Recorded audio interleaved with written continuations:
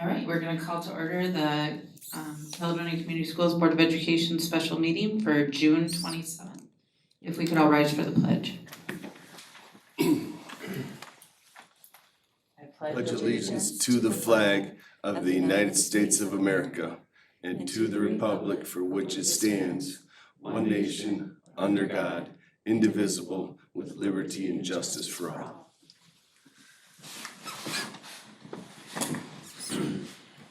Thank you. Could we please have roll call? Brandow, Here. Isich here, Morris, Here. Nichols, Here. Sadoo, Here. White. Here, thank you. Welcome to all of you who came early to join us this morning. We do not have any public comment. We're gonna move to 5, which is our action item, support staff contracts. You wanna offer some discussion on it first? Yeah, Thank you. I'd like to set the stage if you don't mind, Please. President White. Thanks everybody for coming in. I know we just had a meeting last week, but it's been a very busy summer and getting everything coordinated and together has taken a lot of effort. Sarah spent a lot of time on budgets and it's just been a long one this summer, or this start of the summer, so. But just to go back in time a little bit to talk about how it works with our support groups and our teacher or MEA groups, our actual bargaining units. Our support groups are not affiliated to any type of a unit like the MEA or anything else. They function as their own groups. They're not technically a union, but they try to function as one. So we try to treat them as one. So just like with our MEA, any communication among that group takes place amongst that group and those group members. So that's not something as a district we try to communicate out to everyone. That is their function for the people that they elect to represent them. And the district does not have any say in who does it. They can invite whoever they really want and however they distribute that information and they garner, the support for whatever contracts were offered. That's their own private group decision, so we're not involved in that process. And I know I have heard some people aren't happy with the communication they receive, but even as a district, when we negotiate with our other groups, we don't communicate on that group's behalf because that's really taken away from that bargaining process. That's could be seen as a practice that is not legally acceptable as we bargain with that. So we as a district don't do that. We allow that group to actually take place. So I just want to start with that. In just our goals for this year, I think we've talked for the last several months of trying to compress those pay scales from a 20 step system down to a 15 to be more consistent with our neighboring districts. There are, I think, 1 or 2 that still have the longer lanes, but what does that mean when you have a 20-25 step lane? It means to get to the highest salary that the district is offering, it takes you 20 years to get that. So we want to shrink that time so that we can remain attractive, get people to a good wage earlier in their careers. But we also have to balance that over time when you make that one transition in 1 year. If you did it over a series of 5 years, I think you could do it pretty, I don't wanna say painlessly, but we wouldn't see such a change in how we work and do those things. But I think it was important for us to do that and go from 20 to 15. So what we had to do with that, we wanted to make sure we kept the top wage that was on our scale, add to that, and then have a consistent step and pay increase or percentage increase on that step. So everybody kind of knew where they're at with that and have a livable wage and a good wage. So that was our goal, and I think we accomplished that. We did a lot of number crunching, and that's Sarah, I know we worked a lot on those things. So, but with starting with that too, I just wanted to present the $1 raise that we added to every staff member. So if I'm looking here on our board report, just for an example. If you look at 21 to 22, the step increase is just about 1.5. It's the cents on the scale make it adjust here and there, but you would see a 1.5% step increase. But when you combine that with The move on the scale or this, then you would actually see a percent raise. So this was, I'm just looking at lane one, step one, and you can see that across the board. So on average, before we did the $1 per hour increase, it was about a three, you can average those out, it'll be around 3% or so. If you move over to the green area, you'll see we increased, or we added that $1. You can see what that step percent increase actually is. So you'll see there it's 7.1% at the top, and it moves all the way down to the 20, excuse me, and you'll see that kind of slowly get smaller because the larger the actual dollar amount, the less impact that percentage will have on it. So you see when we look at, when we added that dollar, I think we did a very good thing for our staff. It was great to be able to offer that. So that's our parapros and secretaries. I'm gonna flip over to operations. And you'll see something very similar. If you look in the green, you'll see the percent increases and the percent raises. Technology will be the same. These are, excuse me, a little higher wage scales, so the increase is not as dramatic as you've seen in the others. And you over our central office support staff, you'll see that same trajectory of the numbers and how those work. So that's how we set the stage for everything. Is there any questions on that? Yes, sir. Can you remind me when was that we added that dollar? Just prior to the 22-23 school year, and it was outside of our bargaining agreement. Yep. So that was something we chose to do.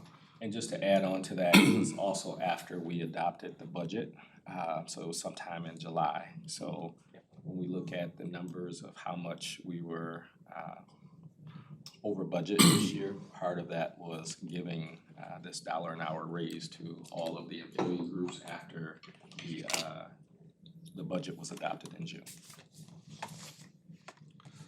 Any other questions? Yes, do we have comparisons to other districts that we can look at as to where we are ending up? We do. We have different surveys that ISD puts forth. They do a fairly good job to compare that, and we always use those when we look at our contracts. And I would say if the contract is approved, we would be right there at the top in many of those areas. I know historically we've been behind to some degree pretty substantially with paras. We've bumped that up. I think we're competitive. I like the formulas and narrowing the lanes and combining the steps. I'm just cautious about how far we go with it, and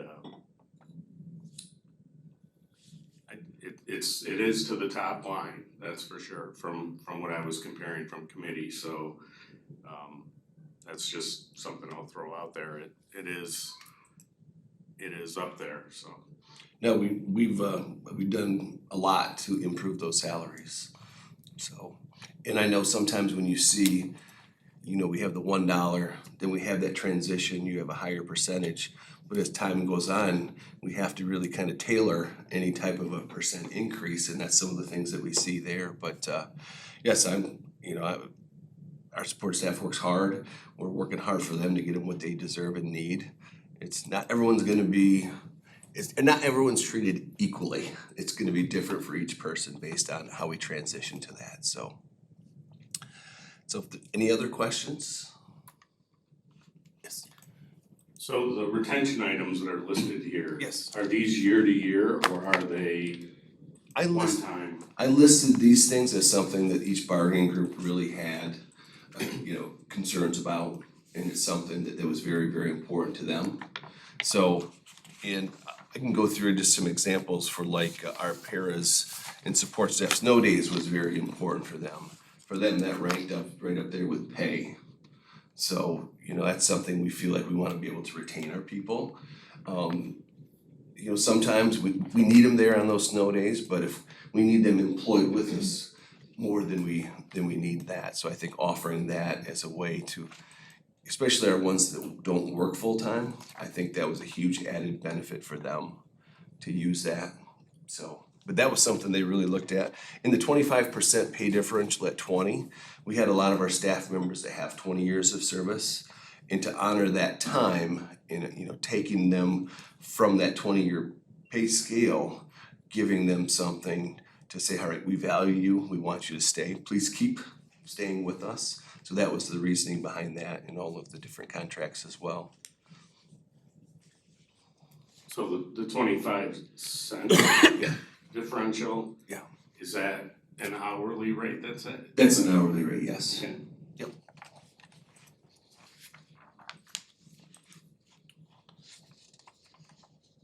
And then if I may ask, within each of these groups, do we know the approximate number of members within each?